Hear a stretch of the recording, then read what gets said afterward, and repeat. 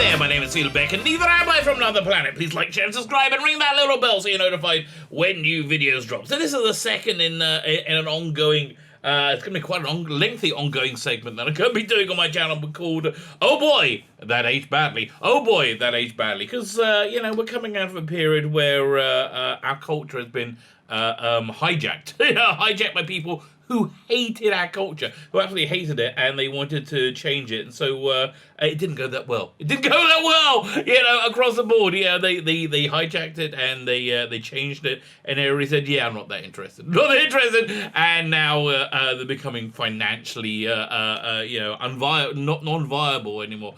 So there's a lot of people talking quite smugly, quite arrogantly, a year or two ago. Oh boy, hasn't that aged badly? So we're going to be looking at what I think the ground zero of the Oh Boy, That Has Aged Badly segment, which will be the Kelly Sue DeConnick video on the Sci-Fi channel, or Sci-Fi, whatever they wanted to call themselves, talking about her ideas about comics, politics, and just none of it has aged badly. Before we get there, though, can I ask you guys, genuinely, can you hit the subscribe button? I'm like 25 subscribers away from 1,500. That will be fantastic. Thank you very much. It makes a rabbi very, very happy. So, if that isn't enough, inducement for you, if there's enough enticement for you, then if you subscribe, you can also enter out my weekly competitions. I would say bi-weekly, because the last one went on for a couple of weeks, or so is this one, because I just like the prize. Okay, if I like the prize and people are responding to it, I will, I will keep it going. Because I'm doing this to get you to subscribe. I don't want there to be any oh, he's just doing it. It's like trying to bewilder us. He's trying to fool us into. No, I'm being very open. I want you to subscribe. That's why I'm doing it. And I do like these prizes. So the prize this week is a Doctor Who comics bundle, and it's a stonking great one at that. You get this reprint, this trade payback reprint, the Mark of Mandragona, which is pretty darn good story, and there's other stories as well. There's Train Flight, which has the Seventh Doctor meet up with Sarah Jane. Hello, Sarah Jane. There's this Polly the Glot by John Ridgway and Steve Moore. This was, I think, not the pinnacle of Doctor Who comics in Doctor Who magazine. This was when it's ramping up to it. About the year or so later. But the artwork's so good. It's so good. I just love it. We get this one. This is a good one. Abslom Daakdalek Killer. This is one of Steve Dillon's earliest things, and he is as fantastic from the first line he drew to the last. Maybe of blessed memory, Steve Dillon passed away about 4 years ago in New York. Very sad. And there's this one, the 10th Doctor and Martha comics, another good one. And then just to add a little bit of spice, add a little bit extra on that, I'm also giving with it. I don't know how I got this. I somehow got a spare copy of issue 1 of Vworp Vworp magazine, which is just this fantastic magazine, all about Doctor Who comics. It's just love pours out from every page of that. It's all wonderful. So all you need to do to win it, is subscribe to the channel. Yeah, here you go. That's the important part. Subscribe to the channel, and in the comments leave the hashtag Vworp Vworp. I can't even pronounce it. Vworp Vworp. That is spelled VWRP. Go check the video notes. You can just copy and paste it. You don't have to worry about I want to. And look, if you get it close, I'll enter you as well. Okay, But please subscribe if you're gonna freaking enter. I keep seeing people entering without subscribing. That's a naughty. It's one click. That's all I freaking want you to do. I'm not asking for a hand job, but it depends. I might take it. I don't know. Just don't tell my wife, okay? Actually, Okay, just as a complete aside here, I don't think, there's no way I could be unfair. I'll be too guilty. I'm too guilty to flirt with somebody who's not my wife, So, forget the hand job. That's not going to help you out. Just subscribe, okay? I'm glad we had this chat. I'm glad we came and talked about this. No hand job. Just subscribe. That'd be wonderful. Fine. So let's talk about the comic book industry. So basically, this is what happened. People who hated America, absolutely hated America, came and took over the comic book industry. When I say hated America, hated American values. Yeah, comic books, I would say, mainstream superhero comic books were really, built on truth, justice, and the American way. It was built on a love of America, and basically saying, look, America sometimes isn't perfect, doesn't do great things. Western world isn't, but generally speaking, it's a force of good, which is really my outlook as well. I think it's generally speaking, when compared with every other empire, regime, whatever you want to call it, it's, I think, one of the greatest forces of good in human history. It just, again, just comparing it, apples to apples. So a lot of people who really don't think that way came into comics, and strange enough, the comics didn't do that well. They said, "Oh, first let's change them all. Let's make it more diverse. Let's make Captain America anything other than a white male. Let's make everybody anything other than a white male, because the racists everywhere are all baby-brained morons, and they believe that you only empathize with somebody who shares irrelevant characteristics, surface details with you, and so they gave it a try, fundamentally changed everything. They did this everywhere. They did this in Star Wars, Doctor Who, Star Trek, and comic books. And it didn't work out so well. So most of the people who buy comic books kind of like American values. They did kind of like American values, and so they over a number of years they turned them off, and so it's become just, they just don't make enough money. So in DC Comics a week ago, AT&T, who was their corporate overlords, bought them about a year or so ago and said, "What the hell? You're not selling anything." And they said, "No problem. We're going to turn it around. We're going to turn it all around." And they did more of the same, and they didn't turn it around at all. And so at least a third of the editorial's been fired. A bunch of books have been cancelled. It's the end. Honestly, the Marvel is going to follow suit. It's the end of the superhero American comic, the direct market, that monthly floppy. So these people who came in who hated America have finally destroyed the industry. So a couple of years ago, when they were in charge, when they were ruling, when their power was supreme, they were a little bit smug. And they wouldn't be ashamed to be a little bit smug. So we're going to look at some of their, a little bit of smugness right now. We just pull this up. We go, that's the one. We do that.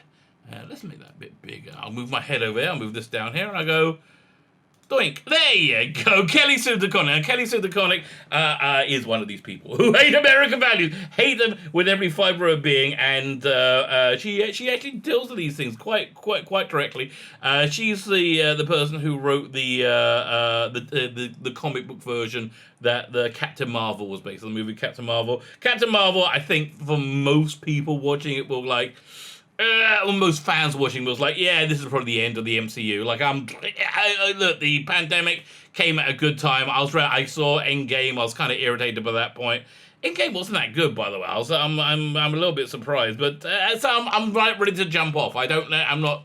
But this was the sign that the wonderful what's the word, the utopic world that we lived in, where superheroes ruled supreme. Superhero movies weren't geeky. So I grew up in a world where if you're into geeky stuff, you were, unshaggable, I think is the word. You had a Babylon 5 t-shirt on, you were not getting laid. You had a Captain America t-shirt on, you're not getting laid that easily. So yeah, that was the world I grew up in. So this is a strange new world that I live in, where for a few years, a good 10 years, superheroes were cool. And oh boy, do these people like it. So let's turn the sound up, and so we'll be able to listen to this is fascinating. Okay, let's go. Kelly Sue DeConnick on politics and masculinity in comics. This is a little bit on the unbiased. This is the interview on this thing is like the biggest cuck in the entire world. I mean, listen, dude, have some self-respect. I don't know what they're thinking. There we go. Let's start playing. Kelly Sue DeConnick introduced us to a totally different version of Carol Danvers in Captain Marvel and made the Carol Core happen. She's also the genius writer behind Bitch Planet. Thank you for joining us. Look, genius writer behind Bitch Planet. I read first few issues of it. This was before I was like really red pilled to the whole social justice warrior comics. I was waiting for it to make a point. It was like, so it was in this bizarre alternate world where women were second-class citizens. Yeah, honestly, I just don't really see that sort of reflective of our world at all. I think, listen, let's be clear, there are crappy things that will happen to you exclusively, specifically if you're a woman. There's more likely to happen to you if you're a woman. But there's also crappy, horrible things that are going to happen to you from the same people. If you're a man, it's not because you're a woman. It's because they're terrible human beings who are doing this. So your response to being a terrible human being is in response to being a terrible human being. So let's have a listen to what she has to say. Today. Thank you. Now, superhero comics, at their core, they're built on the foundation of, the strong, the big, strong heroes go in and help the little guys, the people who are oppressed. Yeah, I have to tell you, that's a uniquely American outlook. And I'll say American outlook, because the whole idea of a superhero, the Übermensch, was invented in Germany, right? I think Nietzsche, like the superior human being, the Übermensch. If you ever read Marvel Man or Miracle Man, if you want, in somewhere in book 2, Alan Moore's superhero thing, you got the villain. He's hiding out with all these like very naughty National Socialists from Germany in the 1930s. I can't say the name. The Yazis, I think I could say. And they talk about they find it when they finally see Marvel Man, Miracle Man. They go, it is the Übermensch. So the idea of a Übermensch was. They translated into the Third Reich, and that didn't work out so well. So the America, a couple of Jews, a couple of Jews took the same concept and they created Superman. The idea, and I think America, something like really central to America, the American character is this belief of the strong helping the weak, which is and also the strong helping the weak become strong. That's real. I think core Americana. I think that is Superman. I think that is the superhero ethos. And I think Kelly may have just twisted a little bit so she can work out a way of becoming a fascist. So let's have a look at it. Listen to what she has to say now. Essentially, what feminism is about. Yes, exactly. Right? No, that is not what feminism is about. It's about hating people. It's about hating men. Yeah, no.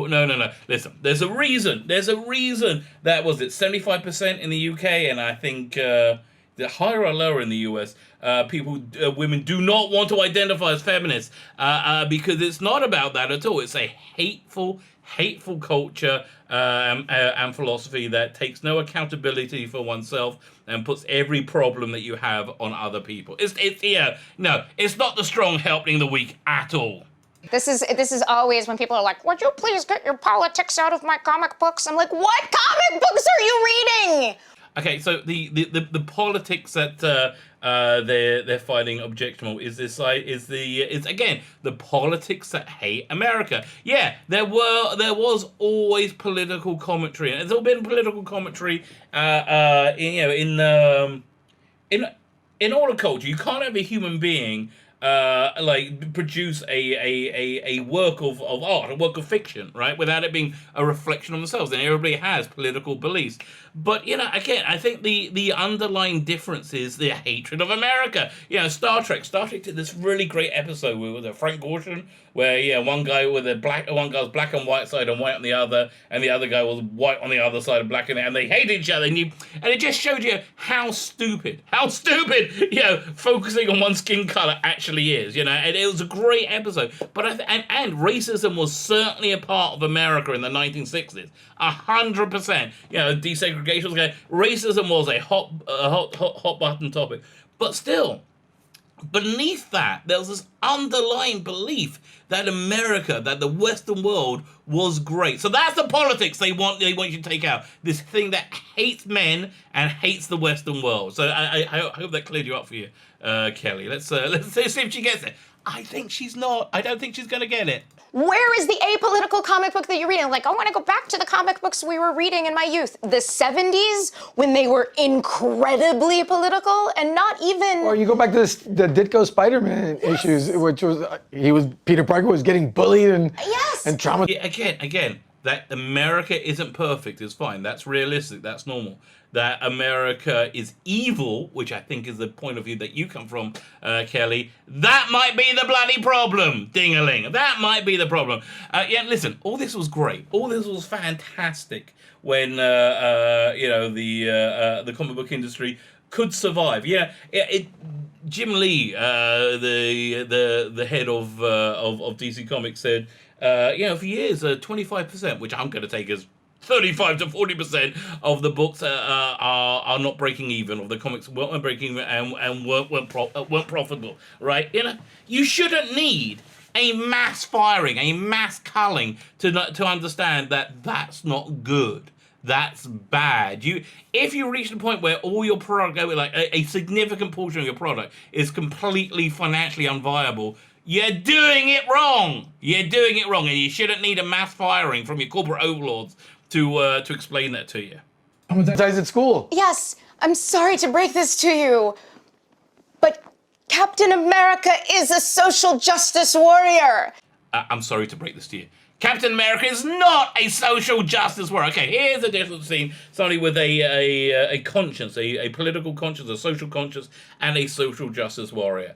And I believe Captain America does have a social and a political conscience, but I also believe he's a decent, a fictional character, obviously, okay, but I also believe, and this is really the core of Captain America, I think this is something they really sold in that first Captain America movie, when they had him being wimpy for the first, half hour, or maybe even longer, and, you just saw his courage, his relentless courage, and his decency, he'll take a beating, so I can take this all day, and I think that callback in, Civil War, just fantastic, but, he jumped on the grenade, he's a truly decent human being, which one aspires to, who then got superpowers. But that's not a social justice warrior. A social justice warrior couldn't care less about the causes that you scream about. They couldn't care less about it. They're doing it purely and exclusively to make themselves feel better. So what do I mean by that?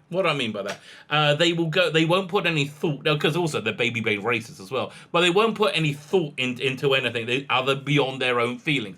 Let's say, for example, there is a crisis at the southern border of the US. Let's say the crisis, and you have thousands of people entering the country illegally, which I don't really get why that's okay, but according to Kelly, that sort of thing was okay. So you're going to see, when you try and enforce those borders, or you try and process these people coming in somehow, that you will see them not in 5-star accommodations. You'll have to see them in government facilities which aren't that great, and that makes them feel bad. Oh no, I feel bad. And so the social justice warrior will go, no, I can't be made to feel bad.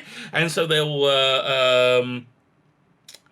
So they'll demand, open the borders, and they, because they're baby-brained morons, they won't work out that if you do that, then a lot more people will be suffering, and also the basic fairness that's missing from that, they don't care about that. All they care about is if they feel good or if they feel bad. That's a social justice warrior. None of them care about these causes. All they care about is feeling good about themselves, and that's I think that's the antithesis of Captain America and heroism. One is purely selfish, and one is purely altruistic. I know you mean that as an insult. Yeah, I do mean it as an insult, because social justice warriors are the worst people in humanity. Just so you put this in context, this was done in dropped on October 2017. Which is when they were all so proud of themselves. They were punching those German National Socialists in the face by making women not look like women and men completely cucked in the comics which, strangely enough, didn't really appeal to that many people. But okay, I'm glad you liked it, Kelly. But there's just no, that is the definition of what he is, and if all you want... Oh, that's just what you think because you're a moron. All you want to read are, I don't know, books about... I literally can't even think. Okay. I'll tell you what they want to read. They want to read about heroism. They want to read about people being heroic so they can aspire to that. Again, those early Marvel movies, that Phase 1 Marvel movies, really nailed it. There's there's the great scene in the Avengers. The Avengers 2 was terrible, wasn't it? That's really what that was. That Phase 2. But there's this great scene in the Avengers where they just beat off the. By the way, beating somebody off is another expression for hand job. By the way, so okay, I guess that's just a feature of this video. They beat off the first. I can't say beat off. It makes me laugh. They just defeated the first wave. That's much better. They just defeated the first wave of the evil alien menace that was coming through that wormhole thing, and then a whole bigger slug just comes in, and they're like, take a deep breath, and they know they can't win. They know they can't win, but they get ready to fight anyway. That is heroism. That's what true heroism is. It doesn't matter if you're going to win or if you're going to lose. If it's right, it's right. And again, that's what social warriors don't understand. They don't understand that of there being an objective right and wrong. If it's wrong to harass somebody, to bully someone, as they live to do online. If it's wrong to do that, it's wrong when it happens to you, and it's wrong when you do it to other people. So they want to read about heroism. And also, they actually want to see attractive people. They want to see very attractive, muscle-bound men, very masculine, muscle-bound men in spandex, and very, very attractive, I would say, anatomically impossible women, also in spandex. Be honest with you, I wouldn't mind seeing that too. I kind of like that with comics.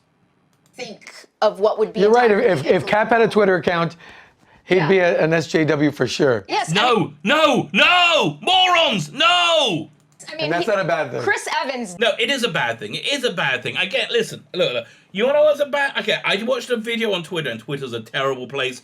Don't go on Twitter of these, Antifa thugs, these terrible thugs, dragging a guy out of a car because they blocked the street and he tried to drive around them or through them. They dragged him out of the car. And then, with no due process, they beat him unconscious. I'm sorry. If this was all caused by police brutality, an expression, a expression of hatred of police brutality, people in authority misusing their power and brutalizing people, in their control, is wrong. If it's wrong, it's wrong. But again, that's what these comics don't work. Again, they don't understand genuine heroism. Does. I mean, he's Chris Evans. And Captain America himself yes. is an SJW for sure. Yes. Yeah, I understand. Chris Evans, the actor, has a Twitter account, and he likes to show off that he's an SJW. Why? And also, I don't think he's a terrible person. I think he's a product of his environment, where he doesn't understand good and bad, really. But I think to be an actor in Hollywood, a successful actor in Hollywood, you need to virtue signal, which is the core of what it is to be an SJW. And that's not an insult. Not at all. Yes, it is. Look at Portland. It's an insult. It is an insult. Might not be. It might be enough to fool people in 2017, 2020. It's an insult. Oh, not at all. It's. May I curse? Yes, you can curse. Yes, he gives a he cares about people who don't happen to be wealthy actors. He cares about people who weren't born with the privilege that he was born with. And that is... Okay, every human being is born with some form of privilege or other. Every human being is born with some again, this has all come from mean-spiritedness, where they're looking at other people. And again, that's something else I really noticed, because I'm kind of new to this whole Twitter thing, but these SJWs, they spend their lives looking at other people so they can point their fingers at them and go, "You are not good," and it's all to make themselves feel better. Everything is to make themselves feel better. So here's a way, the real simple way to make yourself feel good about yourself. Is be a good person. Is be a genuinely good person. Don't do anything for people to see you do. In fact, any act of goodness that you do, try and make it as quiet as humanly possible. Try and make it that nobody hears it. That makes it just more virtuous. But again, goodness and virtue is something I don't think these people understand, which is probably why their comics have done so badly. Is what Captain America does. Captain America stands up for what I think we wish this country was. Okay, then we get the first sense of how much she hates America. Yeah, again, I challenge you. Can you name a country that is like a world power, in human history that's more egalitarian, that's less racist? Can you name a world power in human history, currently or any other time? I mean, again, I'm giving you a pretty broad scope, right? I don't think you can. And this denigration of America and the Western world, which I think is pretty much the same thing, is just, it's so evil. It's so wrong. It's so wrong. And for some reason, people stop buying your comics. By the way, her Aquaman just got cancelled because it wasn't making any bloody money. Because no one's interested in the bullcrap. That's actually that's a little bit aside. I think we're going to talk about why is it? Why do these SJWs come and infest existing cultural icons? Why do they do that? They do that because there is no popular support for their outlook. There is no popular support for their outlook, and the only way they can get their goals achieved is by forcing them down. That's why. I challenge you to name any act of progressivism that got enshrined in law, and some of them I don't even disagree with, but got enshrined through law through popular consent. Same-sex marriage, no. If you recall, they kept losing every vote, And again, listen, if you're gay and you're married, I got nothing against you, mate. I really don't. I think the other big thing about that's why they infest these already existing cultural icons, because they think they can then change them fundamentally, and you won't notice, but your subconscious will, and it will like re-educate you to think the way they want you to think. And it didn't work. It didn't bloody work. That's really just the bottom line. The ideals that we have always stood for, but not always acted on. Right. Again, I challenge you. Again, I challenge you. Name me a more egalitarian, less racist world power in the history of humanity. And if you don't like my politics, don't buy my book. Now that's aged badly, hasn't it, darling? And again, look at the how condescending she is. Let me zoom in on her face. You just really, I don't think you just have to see this to like, we got the power. And see, that's the definition of a bad person. Somebody who will gloat over their power. That's for me. That's what this was doing. This was gloating that they have taken away real genuine cultural icons from people who love them. And I'm not a big comic book person. Listen, I love comics. I grew up reading 2000. I absolutely love comics, but I kind of drifted out of American comics around 2015 when I just got bored with them, so basically where I ended up. But look at that face of like, we've won. Yeah, I don't think you have. I think you've won. I think you succeeded in destroying the bloody industry. Problem solved. Yeah, problem solved. We just destroyed the industry. Like my Twitter feed? Unfollow me. Magic. Yeah, I have unfollowed you. I never did follow you. But here's what I noticed about Twitter, right? If the SJWs do, look at this little cuck's face over there. If the SJWs do target you for destruction, which again, yeah, that there's nothing wrong with being SJW. That's what they do. Yeah, look, we've all seen your witch hunts over the last few months.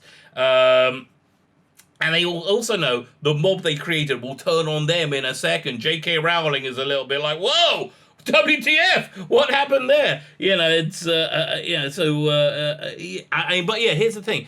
Even if you unfollow them, like I have another YouTuber, a friend of mine, Noel, who's being really targeted by these evil people, and so he blocks them on fire. and they just like find other accounts and screen grab him and then start talking about him. That doesn't even work. These people need to be able to look at other people's lives, to point fingers at them, just to make themselves feel good about themselves, which is what an SJW is. There's nothing wrong with that, is there? You dumbass cuck that he is. Look at his face.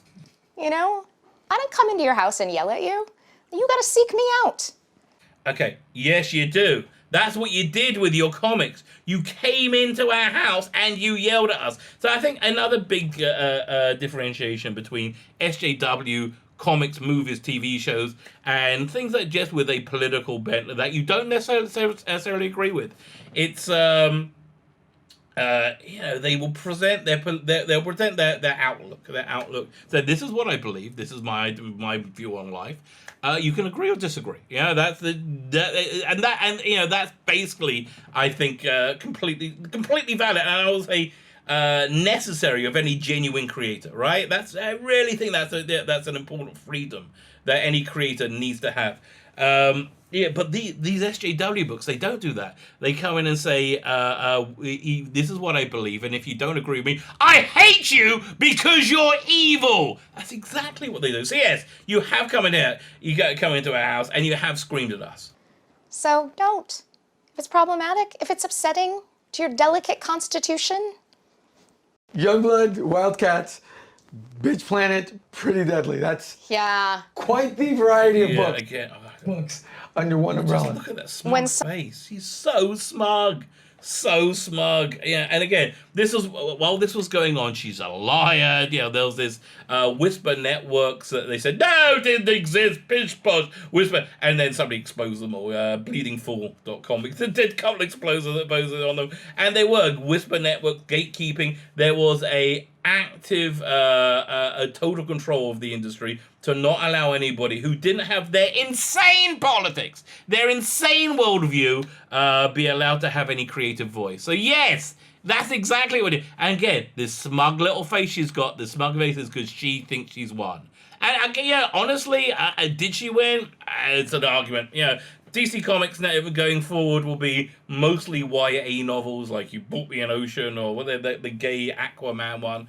Because those things sell. It's basically whatever is going to sell. It's going to be that, and you're going to get, I guess, a few of like regular comic books. That's basically what it's going to be, I think. When some of the more reactionary comic book fans. Okay. Everything she says about other people is about her. You are the extremist. You are reactionary. You actually set out to hurt comic book fans. You're big into I want to drink your sweet, sweet man boy tears. We all know this.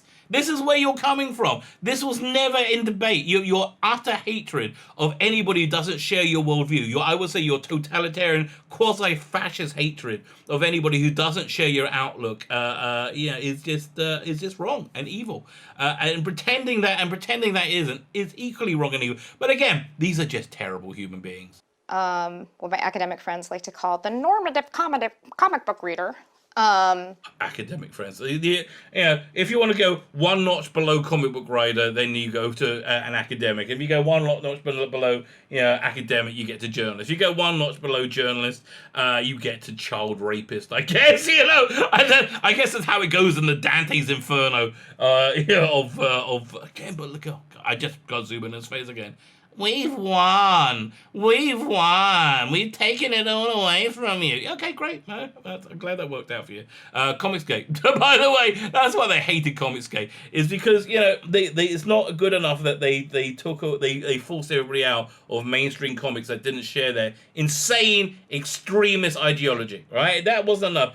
They didn't want to have any creative voice at all, and that's why they hate Comicsgate. Right? And that's why they lie about Comicsgate relentlessly, happily, to virtue signals, to make themselves feel good about each other, to give themselves social status, not feel good about each other, make themselves feel good about themselves, because that's all they care about. Because your boy Zach has said it many times over. These are the worst people humanity has ever produced. Which is, by the way, such a myth, because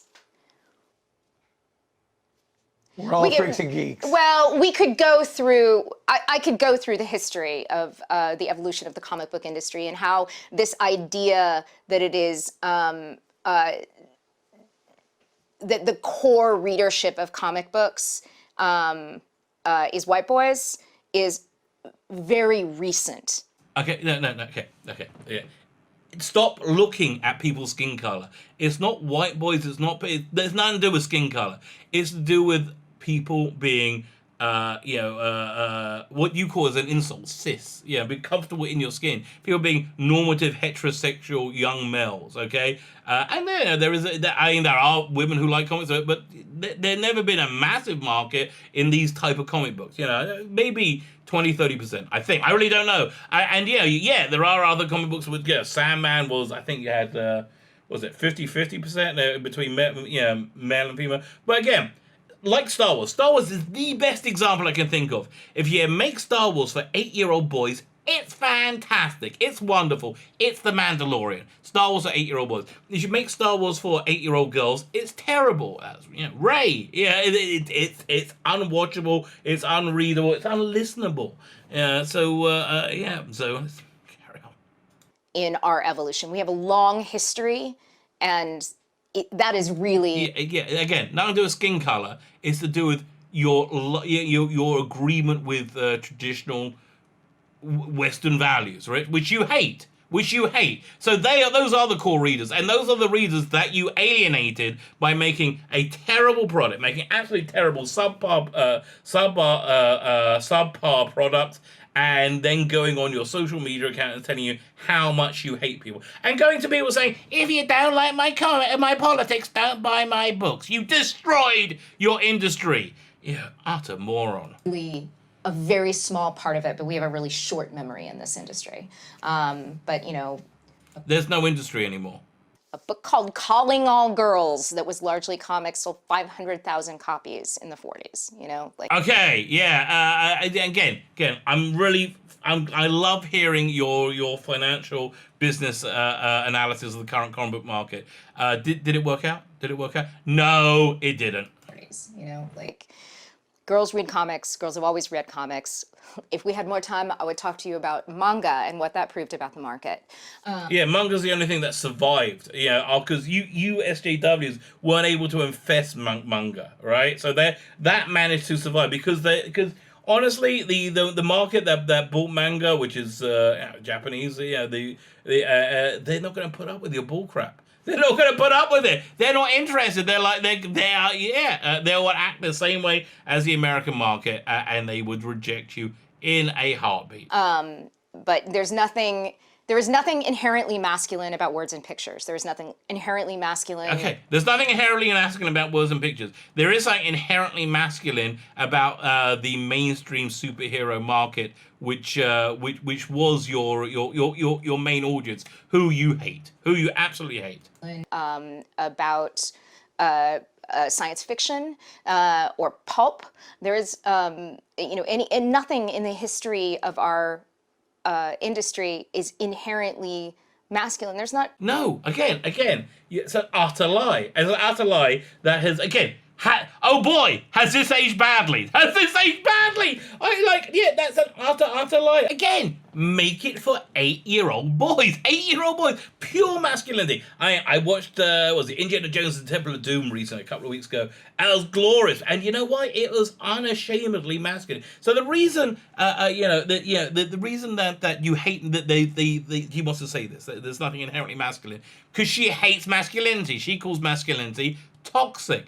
This toxic feminist calls anything that isn't toxic feminism toxic. I guess what they do, because they lie. And basically, here's a basic rule. Everything they say about other people, they're talking about themselves. It's every freaking thing. And this idea that heroism is inherently masculine is flawed thinking. No. Heroism is masculine. I'm sorry, yeah. Now women can be heroic, obviously, but if we're talking about the energy thing, heroism is toxic masculinity. What you call toxic masculinity is a necessary part of heroism. It's best way to describe it. Remember episodes of Star Trek where Kirk is split into his good and bad part? Freaking awesome episode. So you had his evil side, who that was basically the animal drive. That's part of that masculinity. You need that part of masculinity to force yourself forward, to battle evil. You need that, but you need to be able to meter that with intelligence. His evil side couldn't cope with his fear, couldn't handle his fear. He needed his positive side to be able to cope with his fear, but his positive side was too weak to do anything. So yeah, there is something very testosterone filled about heroism. Genuinely, there is. Again, this is not to say that heroism is exclusively male, but I think the Western view of heroism has I think intrinsically male energy, which again is what she hates. Thinking. Anyway, we can have a little conference on that. But I think my point being that some of the men with short memories who are so threatened by myself and... Okay, no one's threatened! Okay, this is their go-to line. No one's threatened. They want to read the comic books that they've always read. And then doesn't mean they want to say the same stories over again. They want to read comic books that love America, American values that have real traditional heroism in there. God, you're such a freaking liar. By myself and my female colleagues and some of the books that we make that bring different perspectives. Yeah, there's different perspective that brought bankruptcy. That's the perspective you brought, bankruptcy. Who feel that we are taking something away from them. You are, and you know you are, and you're glad that you were. Again, your face is pure contempt. And again, oh boy, hasn't that aged badly. I have no interest in taking your books. Yeah, you do. You continue to make... We continue to make all of the books. You can... No, okay, if you have no interest in taking the books, then why were you part of a whisper network that drummed anybody out of the mainstream industry that didn't match your insane radical ideology? You're absolutely in intention to do that, and I think you are. I think you know you're lying at this point. Have the books that you want, but I'd like there to be some others too. Yeah. Okay. Again, what a bullcrap argument. What an insincere, disingenuous argument. You don't want those other books to exist, because once they exist, you call them racist. You call them Islamophobe. No, you don't want them to exist. You're a liar, and you're a very bad person. And I don't think that that's...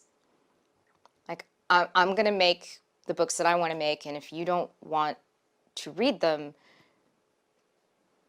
don't read them. Okay, we didn't read them, and the industry imploded. Oh boy, did that age badly? Yes, indeed, that aged extremely badly.